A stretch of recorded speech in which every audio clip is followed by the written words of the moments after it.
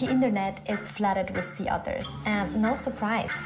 They are probably the cutest thing you could ever think of. They hold paws when they sleep and wrap themselves up in kelp to stop drifting out to sea. And they have a loose patch of skin under their armpit to store their favorite rock.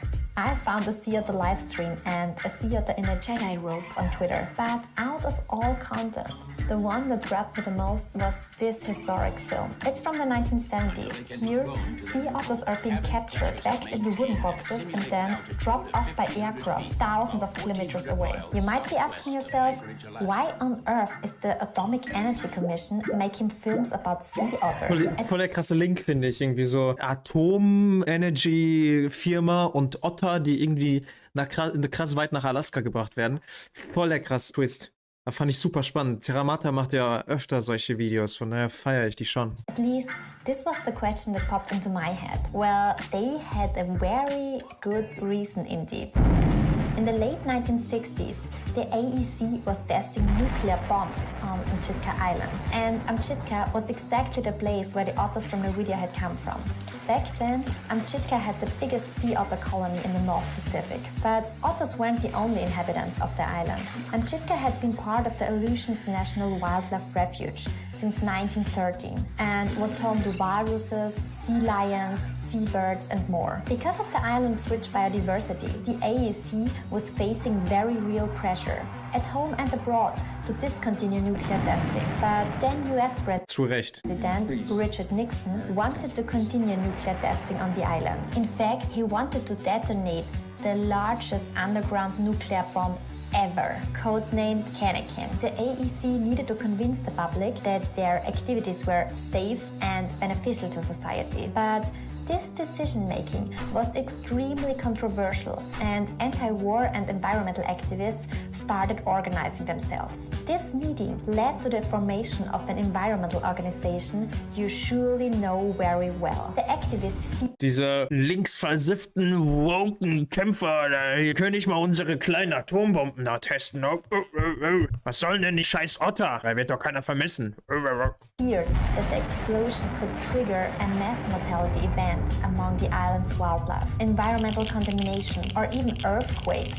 Side note, Amchitka is one of the most tectonically unstable places in America. As political and public concerns got bigger and bigger, the Atomic Energy Commission started producing short propaganda films, like this one with happy otters. As this still wasn't enough, they finally said, okay, fine, we will fly scientists to Amchitka to study the potential impacts of the test on the local otter population. And that's when James Estes enters the picture. Estes had just completed his master's degree at Washington State University in 1969. At that time, the country was in the middle of the Vietnam War. Estes needed to prepare to join the military, but to his surprise, he flunked the physical exam because of a minor instability in his knee and old baseball injury. These unexpected circumstances allowed him to apply for the AEC job. Das ist ja das, was teilweise jetzt gerade auch von jungen Männern in Russland angedacht wird, ne? Dass die entweder aus dem Land flüchten oder sich selbst einfach irgendwelche Verletzungen zufügen wollen, oder damit die halt nicht in die Ukraine geschickt werden. Total crazy, ey. Amchitka. He hadn't worked with sea otters before, but he would give it a try. And so... Stell mal vor, du hast einfach in deiner Kindheit so einen Unfall mit einem Baseball und du denkst dir dann wahrscheinlich so, oh Scheiße, Alter, meine ganze Karriere ist so bla. Und dann kommt dir das zugute, weil du dann nicht an die Front geschickt wirst. Oder zumindest nicht nach Vietnam in diesem Fall, ne? In the 1970s, the young scientist hopped on a plane and began a unique scientific journey.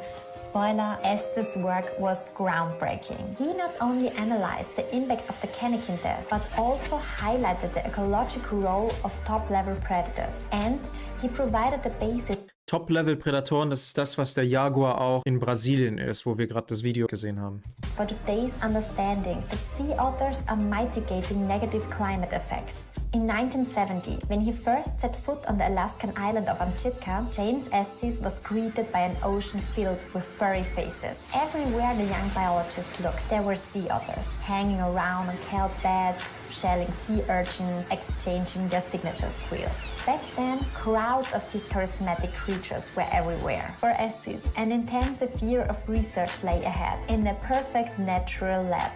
Amchitka is the southernmost link of the Aleutian island chain that swings across the Bering Sea from North America almost to the Russian coast. The island lost its native Aleut population in the 19th century. During World War II, it was used as an airfield by US forces to fight off Japanese troops. By the way, if you search on Google Earth, you can still see the airfield, although more than half of the island is blurred. Some people suspect that this has something to do with its nuclear testing history, because in the late 19th Ja, man hat einfach gedacht, ne, da ist keiner mehr, da kann man schön Bombe runterwerfen, da wird keinen jucken. Der Estis hat herausgefunden, oh shit, da ist ja übel das Ökosystem und die Otter sind super wichtig dafür. 60s, the US Atomic Energy Commission decided to use the infrastructure left behind by the military and test the latest nuclear bombs on Amchitka. These consecutive events led to James Estes being sent to the island to study sea otters. Back then, the Aleutian island chain provided the perfect conditions for sea otter research. The population had just started to recover from the fur trade of the 18th and 19th century, which Fell, Alter. Einfach nur ein Accessoire, wofür Lebewesen sterben. Pelz braucht einfach niemand. Es ist einfach nur ein Accessoire. Nicht mal Leute in Alaska oder irgendwie Inuit in Grönland oder so brauchen das. wiped out about 99% of the animals. Originally, sea otters range around the North Pacific coast, from the north of Japan to the west coast of California. They were hunted intensively for their dense coats until 1911, when both sea otters and seals were given protection under the International Fur Seal Treaty. But by that time, only a few healthy pockets of the species had survived. And this was what Estes observed when he arrived on the Aleutian Islands. In some places, there were lots of otters. In others, there were a few, and in still others, otters were totally absent. He studied the mammals on and offshore. When diving off the coast of Amchitka, he found lush kelp forests, which the local sea otters called home. But when he visited Attu, a neighboring island, he discovered a completely different pattern. Here, the ocean floor looked totally different. Estes saw thousands of urchins painting the seabed purple. There were no otters and almost no kelp. It was a total contrast to what he knew from Amchitka. And Dieselbe Insel, ne? Nur zwei verschiedene Bereiche. Hier Otter, voll viele Algen und übelst der krasse Flora. Hier nix. Und nur solche Seeigel sind das, glaube ich. that was the moment when he took a completely new direction in his research. It became clear in an instant where the sea otters had disappeared. The underwater world had become Ich muss nur gerade lachen über die Untertitel, Digi. The Korean. an underwater desert. But where otters were still present, so were kelp forests and other species like fish, Und Algen, vor allem diese riesigen Algen hier, die sind so viel krasser im CO2-Speichern als Bäume an Land. Alter, das ist so krank, Alter. crabs, snails, seals, and many more. And all that has to do with the sea otter's appetite. Sea otters are the only marine mammals that don't have a thick layer of blubber. Instead, they rely on a very dense fur coat and an incredibly impressive metabolism. They need to eat a quarter of their body weight daily. That means adults will consume 8 to 10 kilograms of shellfish a day. Luckily, their favorite food is sea urchins. A single sea otter can scarf Alter, das down ist so geil, wie die nearly Natur so 1,000 sea verbunden urchins ist in und one wie day. For their size and how cute das eine das andere irgendwie so bedingt und so und wie gut das alles aufeinander abgestimmt sein kann. they are Dass aggressive sich das so gesund also wächst und gedeiht, auch unter Wasser. eaters. They eat them like popcorn. Sea urchins are the dominant herbivore in their environment. They are small and spiky and multiply rapidly. And just like sea otters, they are voracious eaters. They use their sharp teeth to literally mow through kelp forests. They cut off the kelp where it's attached to the ground. The rest of the kelp string then rises to the ocean surface where it washes ashore. It's estimated that 95% of all kelp forests have been lost to these sea urchins. And based on Estes research back in the 1970s, today's scientists believe that the only way to bring the kelp forests back is to bring back the sea otters too. These highly social mammals are the only ones that keep the urchins in check, since their main predator, the sunflower sea star, was wiped out by a disease. James Estes' sea otter urchin kelp system has become a classic example of a Das ist übrigens auch der Grund, warum Artenvielfalt so ultra wichtig ist, ne? Ist ja nicht nur wegen Atomteste und so weiter, die da gemacht wurden, sondern eine Krankheit, also stell mal vor, eine Spezies, die für irgendwas zuständig ist, und kommt eine Krankheit, zack, weg. Und dann ist das ganze Ökosystem bricht langsam auseinander. Und wenn du aber viele Arten hast, wo sich das einfach so divergiert, sag ich mal, dass sich das in vielen Faktoren gegenseitig hält, wenn da einer wegbricht, dann ist halb so, also das ist trotzdem schlimm, wenn die weg sind, aber dann ist das ganze Ökosystem nicht direkt bedroht. Ich finde, das kann man sich so ein bisschen vorstellen, können wir jetzt in Deutschland richtig gut relaten dazu. Das ist so ein bisschen, wie wenn man sagt, yo, wir machen uns zu 50% abhängig von Russland alleine in Sachen Gas.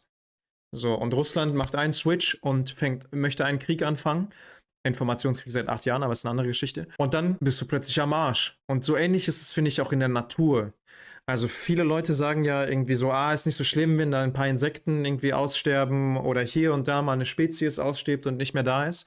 Aber das ist dann so, dass du das runter reduzierst. Die Natur passt sich natürlich an so, aber das reduzierst du runter auf nur noch wenige, also eben das Gegenteil von Diversität. Keine Ahnung, wie das heißt, Mono irgendwas bestimmt. So, und wenn dann eine Art dort ausstirbt, zack, ist das ganze Ökosystem im Arsch. So, und das ist halt so eine Abhängigkeit so ein bisschen, die wir auch als Menschen von der Natur haben. Weil wenn da eine Krankheit sich ausbreitet in der Natur und wir nicht viele Arten haben, die das irgendwie abstoppen können, so, ne, ist schwierig. Auch die ganze Forschung an Medizin und so weiter ist halt ultra schwer, wenn wir keine Artenvielfalt haben. Was ich letztens gehört habe, es gab ja dieses Umwelttreffen in Ägypten und parallel gab es ein Biodiversitätstreffen oder sowas in Kanada. Und dort wurde gesagt, neben dem Klimawandel ist der Verlust der Arten wahrscheinlich also vielleicht sogar noch schlimmer und schneller als der Klimawandel, der die Menschheit auch bedroht. Und das ist halt no good news. Wir müssen Tiere unbedingt um jeden Preis schützen. So, und dann kann jeder Einzelne was machen, aber ich weiß auch, dass es nicht für jeden einfach ist. Top-down, predator-controlled trophic cascade. It shows the importance of marine mammals that act not just as predators, but as protectors, maintaining biological balance through their appetites. Sea otters significantly reduce the population of sea urchins, and they also change their behavior. If otters are present,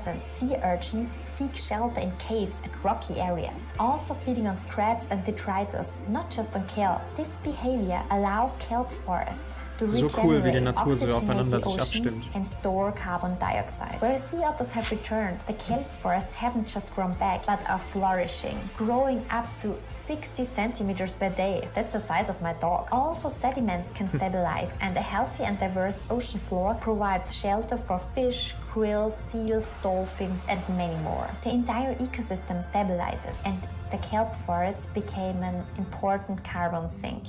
Kelp forests are one of the most efficient absorbers of CO2. They absorb up to 20 times more 20 Mal mehr einfach. carbon by acre than terrestrial forests. Counted together, Alter the Schwede. world's kelp forests can suck in more carbon than the UK emits in a single year. When that kelp dies and sinks, the sequestered carbon can be harbored on the sea floor for millions of years. That's why many scientists see sea otters as a natural and adorable way to combat climate change.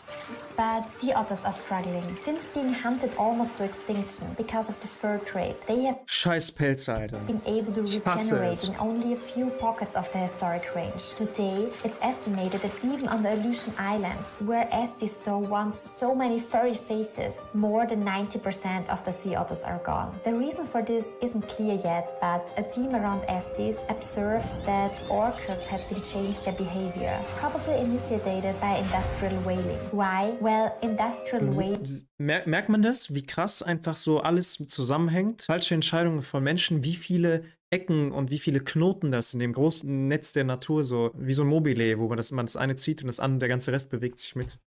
decimated the number of gray whales, the orca's main food source, and so they turned to other sea creatures, like sea otters instead. The loss of the sea otters is more than cosmetic, because as a keystone species, otters hold the entire ecosystem together.